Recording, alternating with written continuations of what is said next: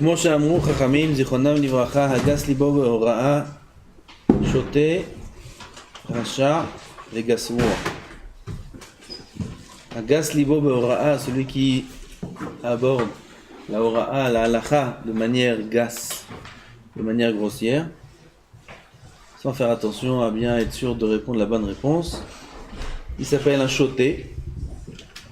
Choté, il est bête, un imbécile. Pourquoi? Parce qu'il faut être fou pour faire une chose pareille. Quelqu'un te demande moutar asso, ta réponse, elle peut l'emmener par là-bas. Tu lui dis asso, il va s'empêcher de faire le issour. Tu lui dis moutar, il va faire la chose. C'est une grande responsabilité.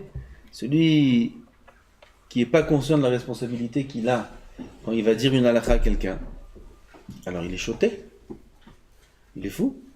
Si quelqu'un vient et me dit voilà, j'ai Kvodarav, Baruch Hashem, ça fait 25 ans, je mets de l'argent de côté, j'ai $1 million, Baruch Hashem, il faut que je les investisse quelque part. Où je les investis? Dans les tomates. Je réponds, c'est dans les tomates. Où tu les investis? À la bourse. Ah, j'ai entendu le sucre, il est en train de monter. Achète $1 million de sucre. Ok? Comment on est considéré celui-là par les grands analystes d'économie? Comment on est considéré? Choté! Choté, c'est Meshugaze. Comment tu lui fais investir dans des choses sans réfléchir, sans prendre tous les paramètres en compte, sans faire une analyse du marché? Tu lui dis comme ça, investis là, tu lui jettes comme ça une réponse. Même si tu as réfléchi 2 minutes, c'est une réponse de choté. Kol sheken, dans les nyanim spirituels, dans la halakha, quelqu'un vient te demander, ça c'est, qu'est-ce qu'on fait comme bracha? Ça ou ça? Et tu sais quoi une bracha? Tu sais qu'est-ce que c'est une bracha?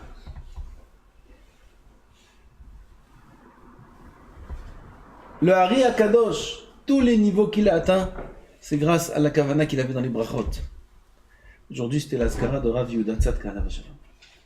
Rav Yehuda Tzadka, c'est celui qui a mis dans le monde entier le inyan des brachot, qu'il faut faire attention de couper les brachot en 3 morceaux. On va dire quelque chose dans son nom.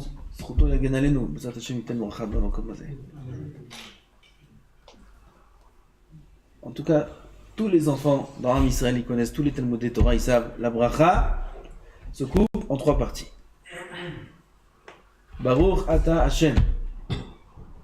Fais une pause. Elokeinu melech haolam. Fais une pause. She'akol ha'etz adama. Lama. C'est bracha. Kadosh Baruch Hu, il t'a permis de le tutoyer, de lui dire Baruch Ata. Tu veux dire Baruch Ata Hashem, comme ça tout d'un coup, comme si c'est vite. Il a faim, il veut manger, il veut boire tellement vite. Kadosh Baruch Hu nous donne le zchut de le bénir. Selon le Rashba, on le bénit, pas source de bénédiction. Béni sois-tu. Il y en a qui disent qu'il faut que la traduction béni sois-tu, elle est fausse. C'est un anachon. Après le Rashba, c'est béni sois-tu. Ça veut dire nous bénissons Hachem. Et on le tutoie. Ça, c'est ce qu'on sait. Alors, d'après les sodotes de la Kabbalah, chaque bracha, ça fait des merveilles dans les cieux. C'est d'avoir chachouv. Dire Rabbi Yehuda Tzadka, il a mis ça dans le monde entier. La bracha, pas la faire d'un trait. Combien ça fait mal? Ça fait mal à l'oreille d'entendre des gens qui font des brachot vite. Et on entend, ils avalent les mots. Ils sont habitués, ils sont persuadés qu'ils font des brachot. Ils vont arriver dans le là-bas, on va leur dire pourquoi t'as pas fait des brachot quand t'as mangé? Moi? J'ai la kippa depuis que je suis né. Toujours j'ai fait des brachot, toujours je fais. Quel? Amenez l'enregistrement. Ça met l'enregistrement.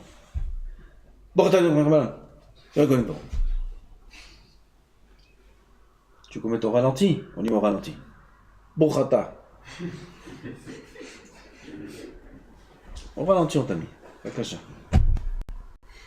Baruch,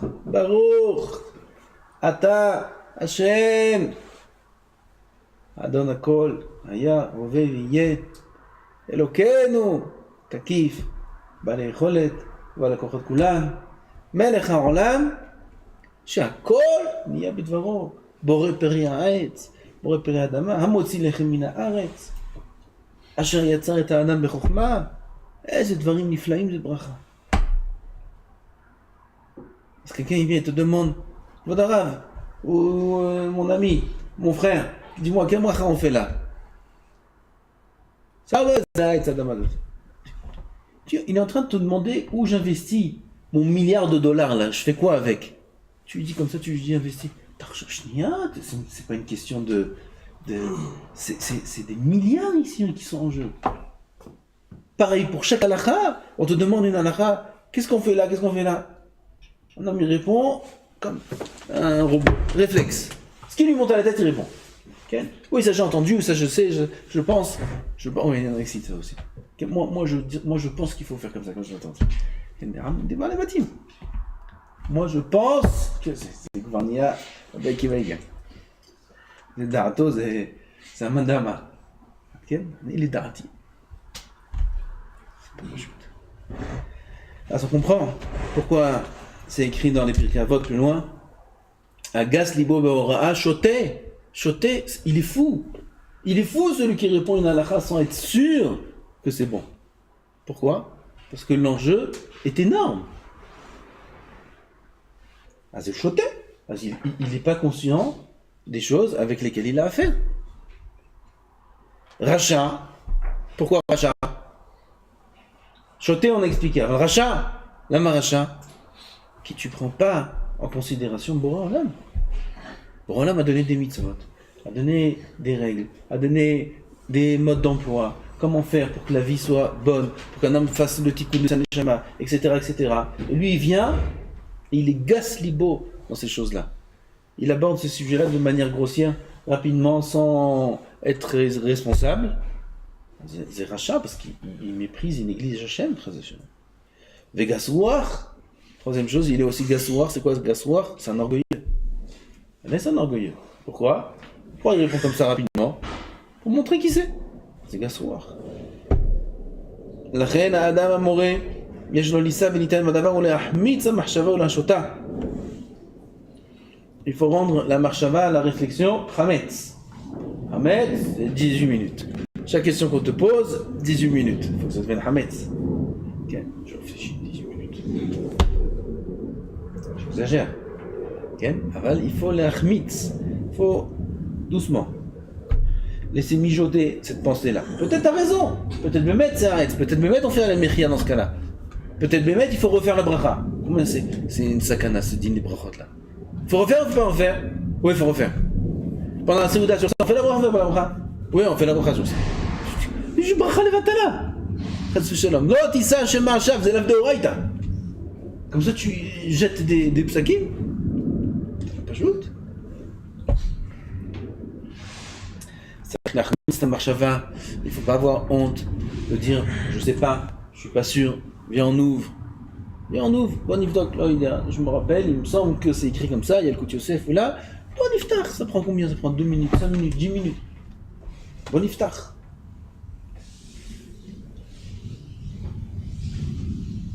כעניין שאמרו מחמיצין את הדין שעל ידי חימוץ והמתנה יוסיף סברה על סברתו פלפול על פלפולו עד שהדין דין אמת לאמיתו כי במחשבה השנייה יראה מה שלא ראה בראשונה. Parfois quand il réfléchit dans la deuxième réflexion il voit ce qu'il n'a pas vu la première fois. כעניין זה אמר אסף כי יתחמץ לבביו וכליותה ישתונן אחרי אשר לבבי מתחמץ ומתפלפל על החוכמה וכליותה ישתונן המשתונן ומתחדד השגתי לדעת מה שלא ידעתי וזה חלקי בחוכמה. קיצור, il amène un pasuk où Asaf il parle sur lui-même, où il a médité, il a compris, et après qu'il a bien médité, il a compris des choses qu'il n'avait pas compris la première fois.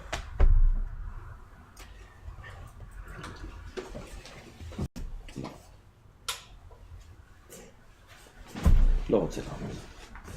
וזהו שכתוב אחריו ואני בער ולא אדע בהמות הייתי עמך כי אין חוכמה לאיש למעלה ממנה המבין Quel est le plus grand niveau de chokhmah pour l'homme? De comprendre qu'il ne peut pas comprendre la chokhmah. Vous compris? J'ai commencé à comprendre que j'ai compris, que quand j'ai compris que j'ai pas compris. Comme ça ils disent. Non? Quand est-ce qu'un homme il devient chacham? Quand il comprend que la chokhmah c'est inaccessible.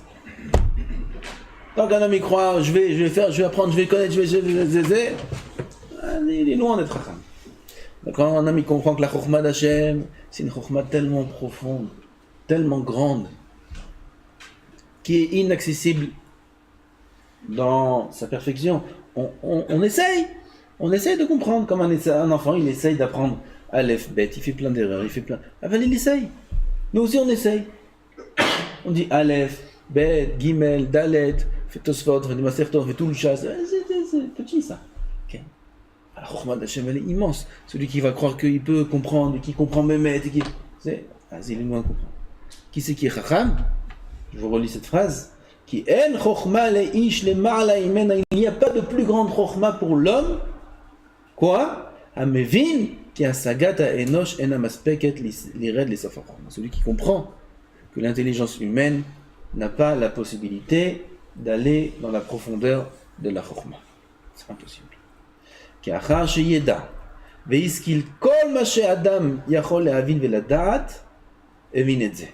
Ça, c'est après qu'un homme il a compris tout ce qu'il peut comprendre et qu'il voit qu'il est loin de comprendre tout ce que Bémet on devrait comprendre.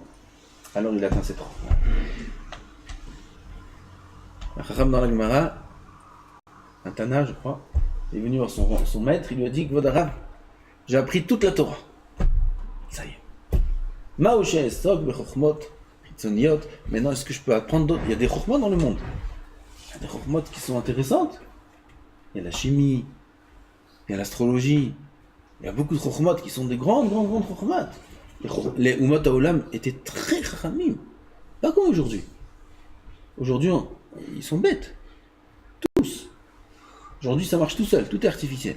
À l'époque, c'était des géants chokhmah. De la même manière, l'avdil que chez les Rishonim, chez Am Israël, les Rishonim, le Rashba, Rashi, Rambam, étaient des géonés à géonim. C'est pas des cerveaux comme on a aujourd'hui, c'était des génies, ces gens-là. L'avdil, les goïms aussi de l'époque, c'était des génies. Comme aujourd'hui, en Torah, on n'a plus cette grande chokhmah, l'avdil chez les goïms aussi, il n'y a plus cette chokhmah.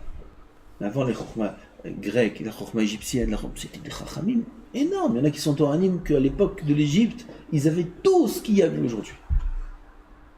Il y en a qui disent même qu'ils avaient des fusées, ils avaient comme ça, il y en a qui disent, bon, après c'est... comme les Sipourim. Aval, ça, c'est sûr qu'ils avaient une chokhmah énorme. Toute la chokhmah de l'astrologie, etc. C'est une chokhmah énorme. As il lui a dit le maître à son rab, ça y est, j'ai appris toute la Torah. Quand il dit j'ai appris toute la Torah, c'est tu peux me faire mifran. Okay? Ce que tu veux. J'ai appris toute la Torah de A à Z. Je peux apprendre autre chose? Qu'est-ce qu'il a répondu? La forba, décolle. Si tu penses qu'il y a encore autre chose à apprendre, c'est ça que tu n'as pas tout appris. Si tu penses que tu peux apprendre encore des mathématiques et de la chimie et des choses comme ça, c'est que tu n'as pas tout appris. Pourquoi? Parce que tout est dedans. Fort bas, découle là-bas. Ah, fort, recommence plusieurs fois. Et tu verras que tout est dedans. Toutes les chokhmot du monde sont dans la Torah. Et il n'y a rien de plus logique que ça, puisque toutes les chokhmot du monde ont été créées par la Torah. C'est la donnée de base. C'est de là que tout est sorti. Quand je me istakel beoraita ou bara alma. Tout ce qu'il y a dans le monde, toutes les chokhmot du monde, les chokhmot matériels, les chokhmot spirituels, il y a des chokhmot qui sont spirituels aussi. Et là, ça c'est encore plus haut niveau. C'est après qu'un homme il a fini tous les mathématiques, la philosophie, la physique, la chimie, tout ce qu'il y a dans le monde entier, il y a d'autres niveaux encore. Des chokhmot spirituels. Sichat Dekalim. Où on apprend ça? Quelle université? Où on apprend à écouter le langage des palmiers. Comment on fait?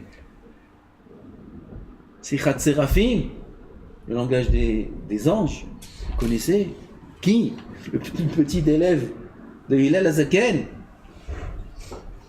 Rabbi Yochanan ben Zakkai, le plus petit, il avait 80, le plus petit, il connaissait. Sichat Bekalim, Sichat Enfot, il parle aux oiseaux, les oiseaux, il comprend tout ce qu'il dit, les oiseaux. Où on apprend ça? Dis-moi, il y a un qui a inventé une chokhma pareille. Il y a un dictionnaire des oiseaux aujourd'hui, là? Avec toutes les chachamim qu'il y a depuis toutes les générations. Il y en a un, il a sorti un dictionnaire des oiseaux.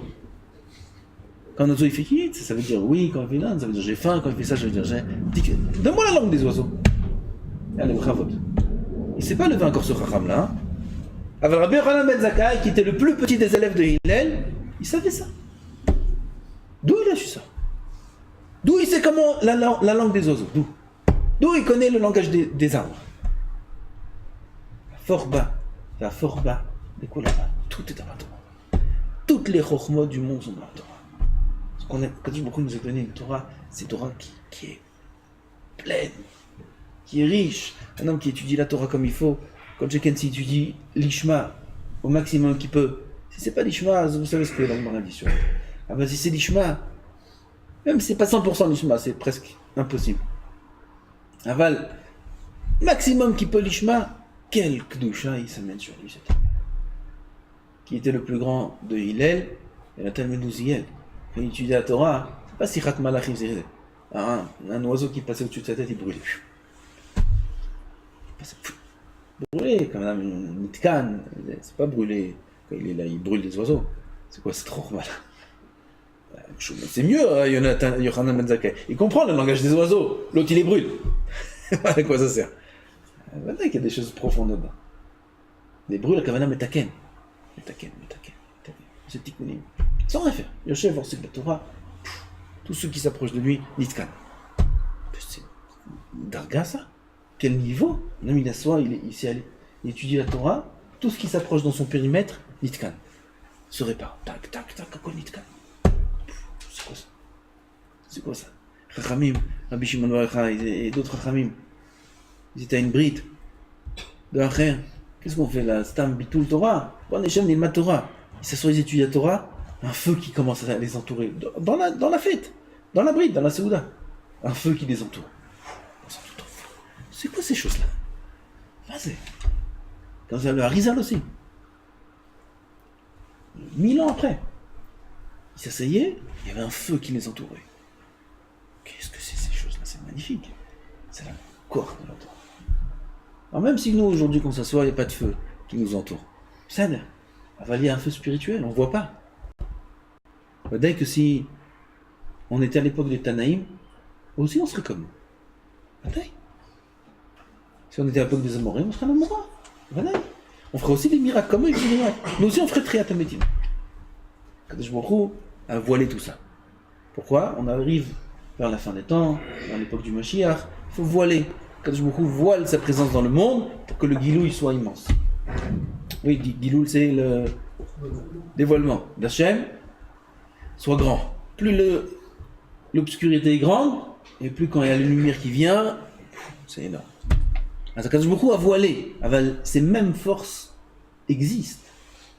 Un homme qui s'assoit, qui étudie la Torah, il émite Kadesh, Kodesh, Kodashim. C'est une halakha dans le Rambam. Celui qui abandonne tous les cheshbonot du monde, celui qui abandonne tout le inyan de ce qu'il aurait pu faire dans le monde du côté matériel, il abandonne tout ça.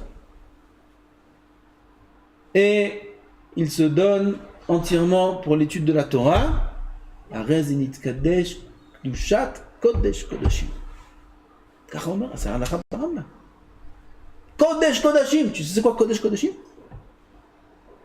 Kodesh Kodashim, c'est l'endroit où le Kohen Gadol il rentre une fois par an, 2 minutes. Et si là-bas il a une pensée autre que le service, il meurt sur place. Là-bas il meurt.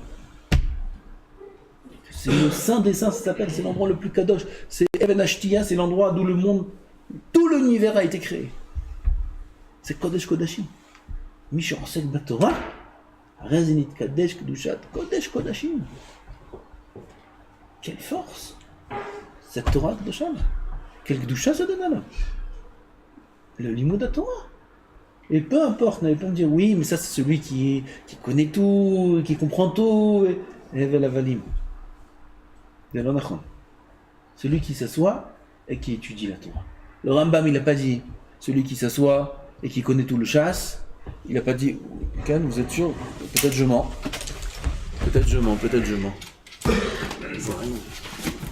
Bon, irait, maman, Rambam.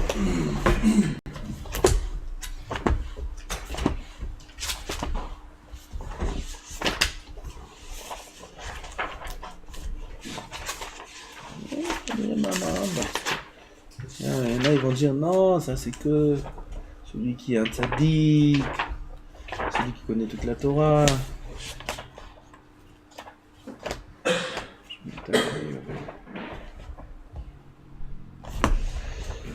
ולא שבט לוי מלבד אלא כל איש ואיש מכל באי העולם, אפילו גוי, אשר נדבה רוחו אותו. Celui qui a son rouach, ça veut dire qu'il a une envie en lui. Vehevino midaato, il a compris de lui-même. Leibadel, de se différencier. Il n'est pas comme le monde entier, il est différent. Leibadel. La amod lifne Hashem le charito, c'est tenir devant Hashem et le servir. Ul ovdo, l'edera et Hashem, pour connaître Hashem.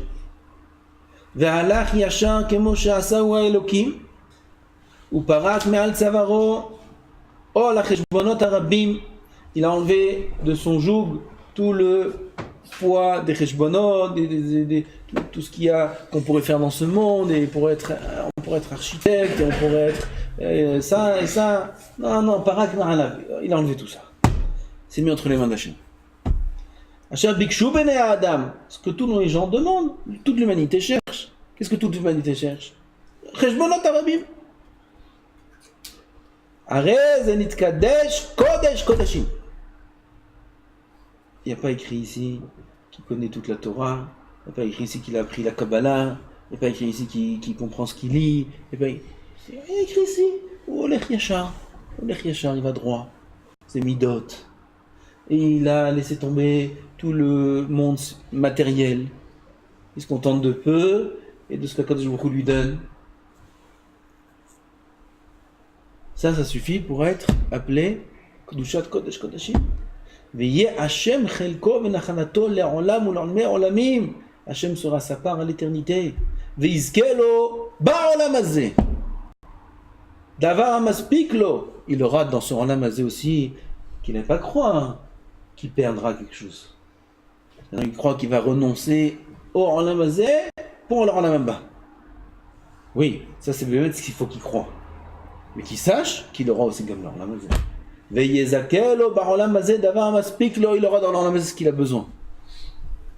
Kemo shezacha la kohanim la leviim. Les kohanim et les leviim, ils n'avaient pas de travail. C'est quoi leur parnassa? C'est ce qu'on leur donne. Pareil, chaque homme peut être comme Kohen, comme Lévi.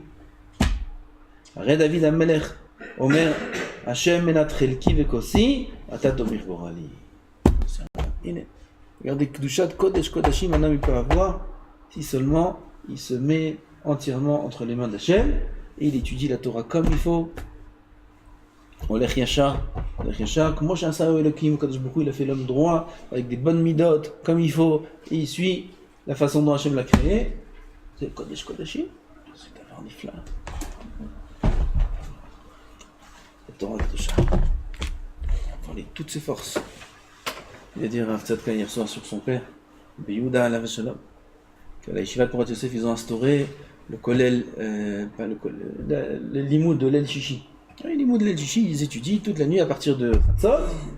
Toute la nuit, là-bas, ils étudient, c'est rempli Porat Yosef. Là-bas, bête Porat Yosef. Un match rempli.